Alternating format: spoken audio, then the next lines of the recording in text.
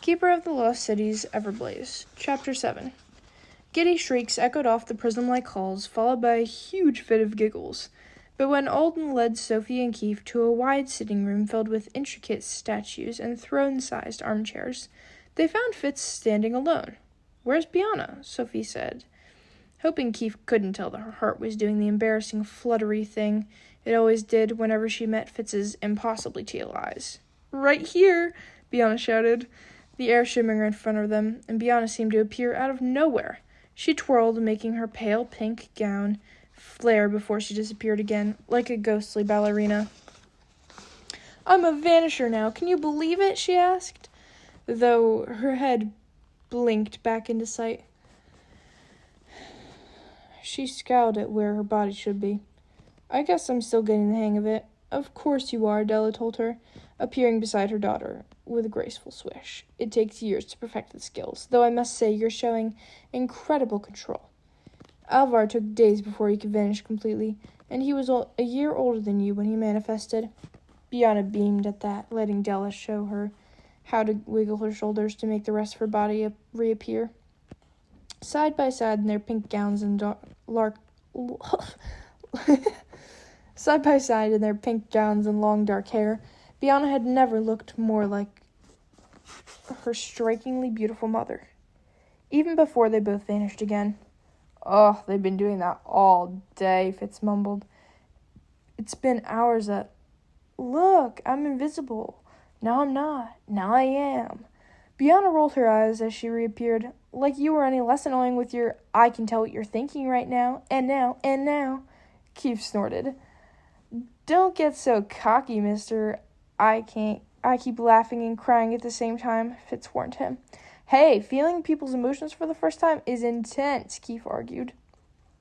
They all turned to Sophie like they were waiting for her to share her manifesting a special ability story too, but she doubted they'd enjoy hearing about her waking up in a hospital at 5 years old, crying because the blaring thoughts were giving her a headache, or waking up in a strange city after being kidnapped and discovering she could suddenly understand other languages and inflict pain on people, or even crashing towards the sea, convinced she was about to die until her instincts kicked in and she teleported them to safety. Though Keith had been there for that one. "So I guess this means you'll have to start vanishing lessons, right?" Sophie asked, changing the subject as fast as she could. "Yes," Alden agreed. "I guess I'll talk to Dame Alina about possible mentors." He sounded less than thrilled about it, though Fitz and Keith found it hilarious. Alden and Dame Alina had an interesting history, especially the part where Dame Alina showed up at Alden and Della's wedding and tried to convince him to marry her instead. "So I really don't have to take ability detecting anymore?" Bianna asked, jumping up and down, blinking like a strobe light in the process. "Stina's going to freak. She'll never admit it, but I know she's secretly hoping she'll be a vanisher. Well, assuming she even gets an ability." Now, none of that," Della warned her. "You have every right to be proud of your ability, especially for manifesting at such a young age, but I won't have you judging others." Della waited until Bianna mumbled an apology. Sophie became very interested in her shoes. She definitely agreed about the judging people thing, but Stina won the prize for most awful girl at Foxfire ever. She acted like she was better than everyone, even though her own father didn't actually have special ability. And Sophie had heard a bunch of rumors about how Stina's father was doing all kinds of shady things to work his way into the nobility, despite the fact that he was talentless, though she had no idea how much of that was true. All she knew was that the hexes were horrible, and she'd wished they'd move far, far away, especially since they were trying to convince the council that their family should be the ones taking care of Sylvanie. "What?" Keith asked as Sophie sucked in a breath. She shook her head and forced a smile, pretending to listen to Bianna talk about vanishing. But if Stina's parents found out that the rebels had breached the security at the sanctuary, they might be able to use that to convince the council to turn Sylvanie over to their care. And if that happened, then... "Did you hear anything I just said?" Bianna asked, nudging Sophie's arm. "Not really," she admitted.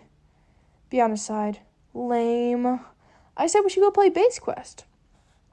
I finally have an ability, and it's even better one than Sophie's." "I don't know about that," Keith interrupted. Sophie elbowed him before he could finish.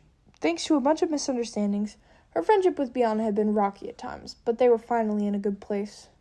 Besides, she didn't have time for games. I need to talk to you, she told Alden, stepping away from her friends. Alden didn't look surprised by the news. Why don't we go to my office? There's something I need to tell you as well, privately, she added as Keith turned to join them. Keith didn't bother arguing, but he shot Sophie a look that seemed to say, "You will tell me everything after," as she followed Alden down the crystal hallway. Fountains shot colored streams of water over their heads, and they passed room after room filled with fancy furniture and twinkling chandeliers, before finally stopping at the all-too-familiar round office, where half the room was lined with a floor-to-ceiling aquarium, and the other half made of windows overlooking a glassy lake. Sophie sank into the same plush armchair she sat in when Alden explained that she'd have to drug her family and never see them again. And she tried to tell herself nothing could be worse, but it was hard to believe when she noticed the deep crease cross Alden's usually smooth brow. "I can see you're worried," he said after a second, "so I'll tell you my news first. Counselor Kenrick came to see me today to let me know that the council has finally come to a decision regarding mind healings." The cautious tone to his voice made her heart feel heavy. "They're not going to let me heal Prentice, are they?" "Actually, they still haven't reached a decision on that matter." He cleared his voice. He cleared his throat and rose to stand by the curved windows, staring at the slowly setting sun. "Then what's wrong?" Sophie asked, gripping the arms of her chair to brace for the bad news. "Hopefully nothing, but that's up to you." He turned back to face her, his expression impossible to read. "The decision may come as a surprise. It was certainly a surprise to me, and I should warn you that it is an order, not a request." Sophie swallowed, hating how dry her mouth felt, as her mind raced through a list of worst-case scenarios. Still, she never could have guessed that Alden would tell her, "The council has ordered you to perform a healing on Fenton."